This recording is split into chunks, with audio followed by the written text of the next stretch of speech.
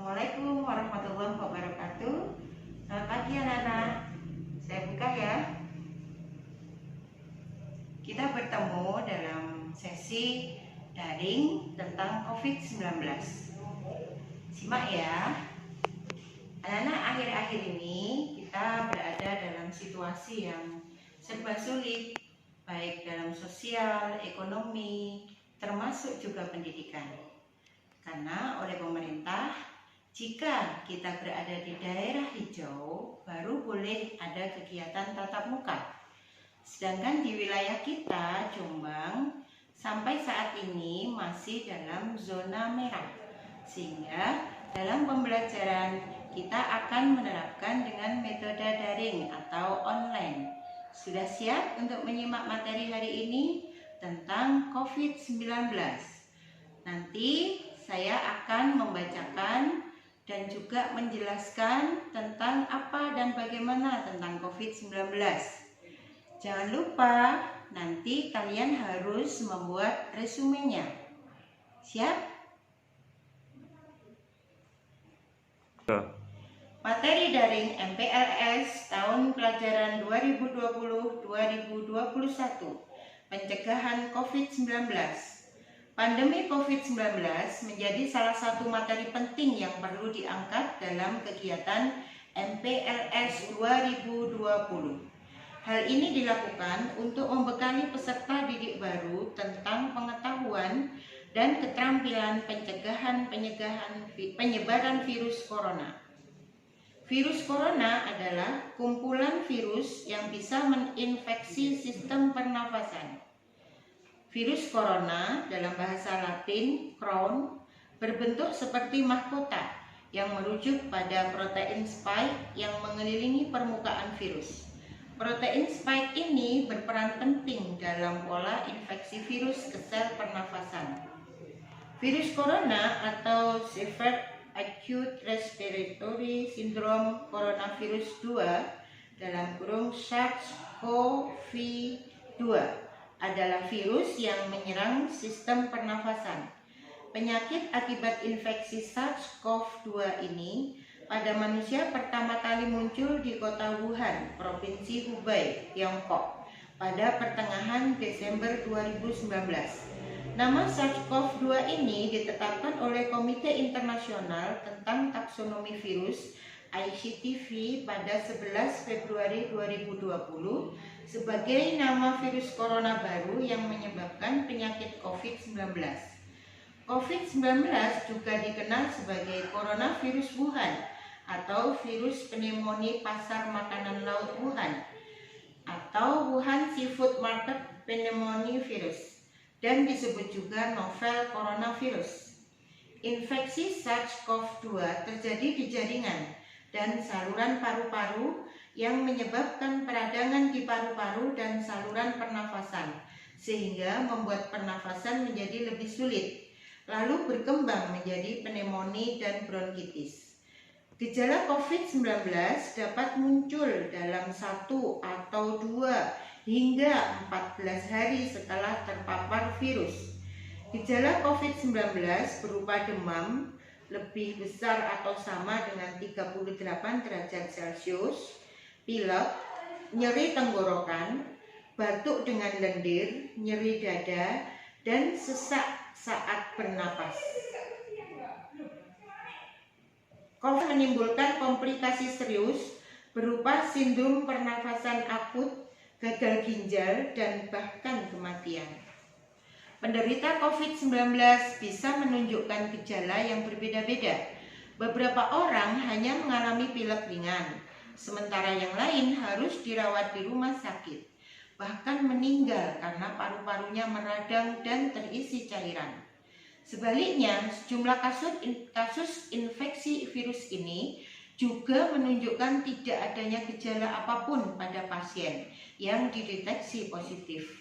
Hal ini karena sistem kekebalan yang memainkan peran penting dalam merespon infeksi COVID-19 tersebut. COVID-19 dapat ditransmisikan dari manusia ke manusia. Virus ini menyebar melalui percikan air liur penderita, batuk dan bersin, menyentuh tangan atau wajah penderita, menyentuh mata, hidung, atau mulut setelah memegang barang yang terkena percikan air liur penderita atau droplet. Penelitian pendahuluan menunjukkan bahwa virus dapat tetap hidup dalam plastik atau pada plastik dan baja hingga 3 hari, tetapi tidak bertahan hidup di atas karton selama lebih dari 1 hari atau pada tembaga selama lebih dari 4 jam. Obat untuk COVID-19 belum ada, sehingga perawatan difokuskan pada pengurangan gejala, misalnya memberikan obat pereda demam dan nyeri, perlakuan mandi dengan air hangat, istirahat yang cukup dan tidak keluar rumah, dan banyak minum air putih. Pada umumnya, penderita COVID-19 akan pulih dengan sendirinya. Perlakuan yang diberikan pada penderita adalah isolasi, serial foto toraks sesuai indikasi, terapi simptomatik, terapi cairan, ventilator mekanik bila gagal nafas, dan bila disertai infeksi bakteri dapat diberikan antibiotik. Antibiotik ini tidak bekerja untuk melawan COVID-19 karena antibiotik bekerja pada bakteri. Upaya-upaya yang dapat dilakukan untuk mencegah terjadinya infeksi maupun penularan COVID-19 adalah sebagai berikut. 1. Menjaga imunitas. Menjaga lingkungan, menggunakan masker saat berada di ruang terbuka, mengolah makanan dengan tepat, dan segera ke dokter bila mengalami gejala seperti sakit tenggorokan, flu, batuk, demam, atau sesak napas. 2. Sering mencuci tangan dengan sabun dan air mengalir selama 20 detik hingga bersih. 3. Menghindari menyentuh wajah, hidung, atau mulut saat tangan dalam keadaan kotor atau belum dicuci. 4. Menghindari kontak langsung atau berdekatan dengan penderita. 5. Menjaga jarak saat berbicara dengan orang lain sekurang-kurangnya 1 meter, terutama dengan orang yang sedang menderita batuk, pilek, bersin, dan demam. 6. Menutup hidung dan mulut ketika bersin atau batuk dengan tisu, kemudian membuang tisu dan mencuci tangan hingga bersih. 7. Membersihkan dan mensterilkan permukaan benda yang sering digunakan. 8. Tidak keluar rumah dalam keadaan sakit. 9. Menghindari menyentuh hewan atau unggas liar yang terbukti tertular virus corona. 10. Menghindari makan daging yang tidak dimasak hingga matang. 11. Untuk seseorang yang diduga terinfeksi COVID-19, hendaknya tidak keluar rumah kecuali untuk berobat. Tinggal terpisah dari orang lain untuk sementara waktu, menjaga orang lain menjenguk, menghindari menggunakan perlengkapan dengan orang lain, memakai masker dan sarung tangan, dan menerapkan etika batuk serta menggunakan tisu. 12. Pasien yang telah sembuh mengisolasi diri selama sepekan dan melakukan pemantauan kondisi kesehatan secara mandiri. Salah satu cara yang dapat bekerja secara efektif mencegah infeksi dan penularan virus corona adalah dengan rajin mencuci tangan, menggunakan sabun dan air mengalir. Bahkan sabun lebih efektif untuk digunakan daripada cairan pembersih tangan atau hand sanitizer, karena sabun dapat menghilangkan bakteri dan virus yang ada di permukaan kulit. Virus corona merupakan virus yang memiliki lapisan membran lipid luar atau lapisan lemak pada bagian luar. Mencuci tangan dengan sabun dan air memiliki kemampuan untuk melarutkan lapisan lemak ini dan membunuh virusnya. Berikut ini adalah istilah-istilah yang kerap kali muncul selama pandemi COVID-19. Yang pertama, istilah wabah atau outbreak. Penjelasannya yaitu tingkat kejadian penyakit yang lebih tinggi dari normal. 2. Endemi, yaitu penyakit yang keberadaannya permanen di sebuah wilayah atau populasi. 3. Epidemi, situasi di mana penyakit menyebar dengan cepat di antara banyak orang dan dalam konsentrasi yang lebih tinggi dari biasanya. 4. Pandemi. Penyakit yang lazim di seluruh negara, benua, atau seluruh dunia. Pandemi adalah epidemi yang telah menyebar di wilayah yang luas. 5. Orang tanpa gejala atau OTG, yaitu individu yang tidak menunjukkan gejala namun tetap memiliki risiko tertular dari orang COVID positif 19. 6. Orang sehat dalam, orang sehat dalam. Disebut orang sehat dalam pemantauan adalah orang yang saat dan atau dalam 14 hari datang dari negara atau wilayah yang terjangkit. 7. Orang dalam pemantauan atau ODP, yaitu orang yang memiliki gejala panas badan atau gangguan saluran pernafasan ringan dan pernah mengunjungi atau tinggal di daerah yang diketahui merupakan daerah penularan virus corona. 8. Probable, pasien dalam pengawasan yang diperiksakan untuk COVID-19 tapi inkonklusif atau tidak dapat disimbolkan, atau seseorang dengan hasil konfirmasi positif pan-coronavirus atau beta-coronavirus. 9. Pasien dalam pengawasan atau PDP, orang yang memiliki gejala panas badan dan gangguan saluran pernafasan ringan atau berat serta pernah berkunjung atau tinggal di daerah yang diketahui merupakan daerah penularan COVID-19. 10. Suspek corona, yaitu pasien yang diduga kuat terinfeksi COVID-19 dengan ciri-ciri sedang mengalami gejala-gejala dan juga pernah melakukan kontak dengan pasien yang dinyatakan positif terkena COVID-19. 11. Pasien positif, yaitu pasien yang sudah terbukti secara medis terinfeksi SARS-CoV-2 dalam serangkaian uji laboratorium. 12. Pasien negatif, yaitu pasien yang terbukti secara medis tidak memiliki virus SARS-CoV-2 melalui uji lab. Untuk pasien yang sebelumnya positif dan dinyatakan sembuh, biasanya akan dinyatakan negatif setelah melakukan 2 kali tes. 13. Swab test atau uji swab, serangkaian pengujian dengan mengambil sampel ludah atau lendir di tenggorokan bagian belakang atau saluran pernafasan bawah untuk mendeteksi ada tidaknya virus corona. 14. Rapid test, yaitu metode uji cepat untuk melacak seseorang terinfeksi COVID-19 menggunakan teknologi yang mampu memberikan hasil hanya dalam waktu 30 menit serta tidak memerlukan instrumen yang rumit. Screening, yaitu mengidentifikasi orang yang mungkin telah melakukan kontak dengan orang yang terinfeksi virus untuk melihat apakah seseorang terjangkit virus itu, sering juga dengan mengukur suhu tubuh mereka. Spesimen, yaitu sampel dari seseorang yang diambil untuk mengetes ada tidaknya virus corona di dalamnya.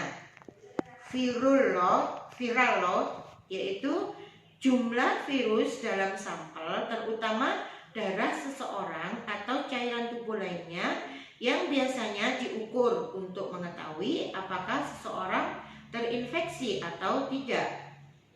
Droplet, yaitu tetesan atau cipratan yang dihasilkan oleh bersin, batuk maupun saat berbicara.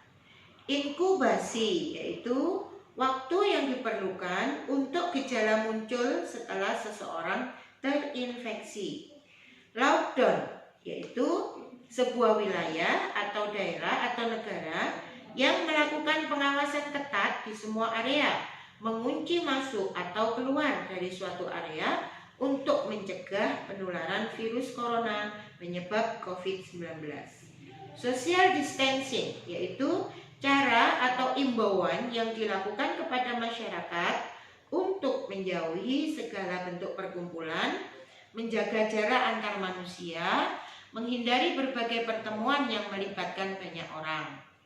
Physical distancing yaitu kebijakan menjaga jarak fisik untuk memastikan penyakit tidak menyebar. Isolasi menjauhkan orang-orang yang terinfeksi penyakit menular dari mereka yang tidak terinfeksi. Karantina yaitu orang yang tetap tinggal di rumah sehingga seseorang yang mungkin terpapar tidak menularkan penyakit kepada orang lain.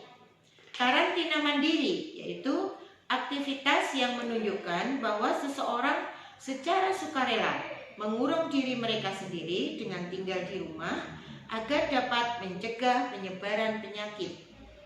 Work from home atau WFH yaitu kebijakan yang diciptakan oleh pemerintah untuk mengurangi penyebaran virus corona dengan cara melakukan aktivitas bekerja dari rumah masing-masing. Di rumah saja, tagar di rumah aja, yaitu gerakan untuk masyarakat Indonesia agar tidak melakukan aktivitas di luar rumah jika tidak diperlukan dan menghindari membuat kerumunan. Antiseptik yaitu zat yang dapat menghentikan atau memperlambat pertumbuhan mikroorganisme. Hand sanitizer adalah cairan pembersih yang digunakan seseorang untuk membersihkan virus dari tangannya untuk mengurangi risiko penularan virus. Cairan desinfektan yaitu zat kimia yang digunakan untuk membersihkan dan membunuh kuman pada benda tidak hidup yang umumnya digunakan untuk mensterilkan benda-benda dari pertumbuhan kuman dan bakteri.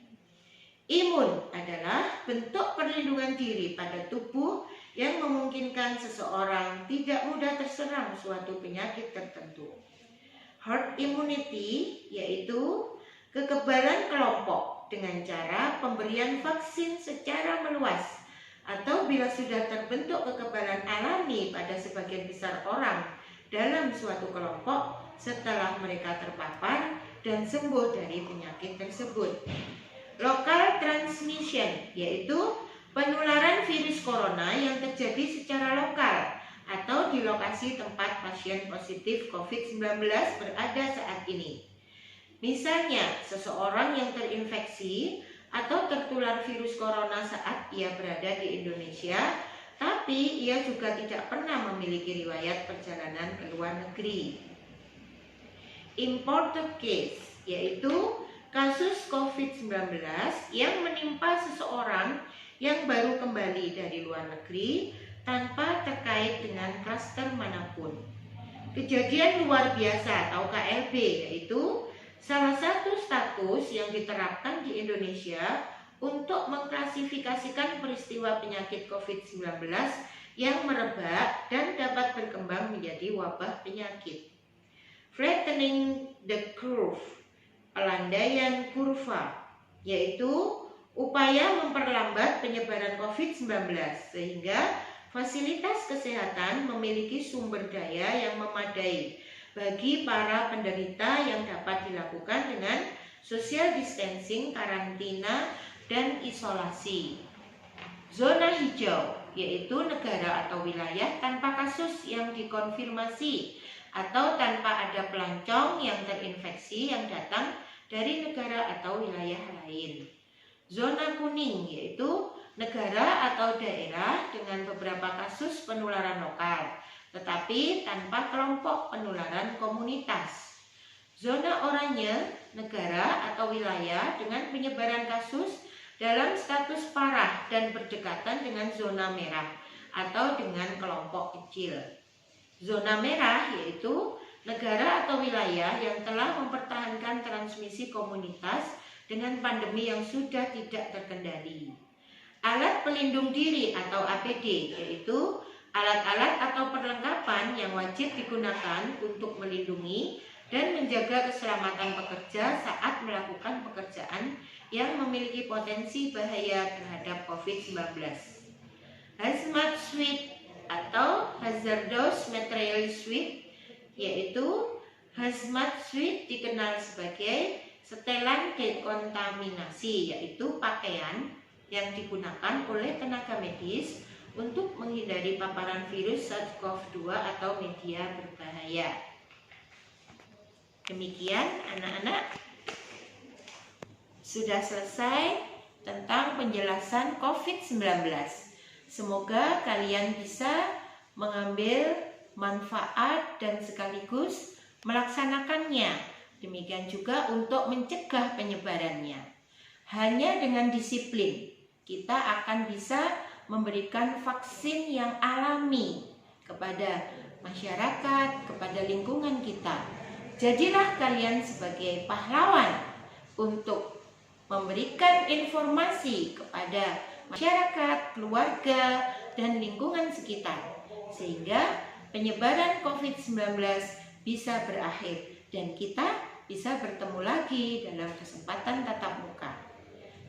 See you. Assalamualaikum warahmatullahi wabarakatuh.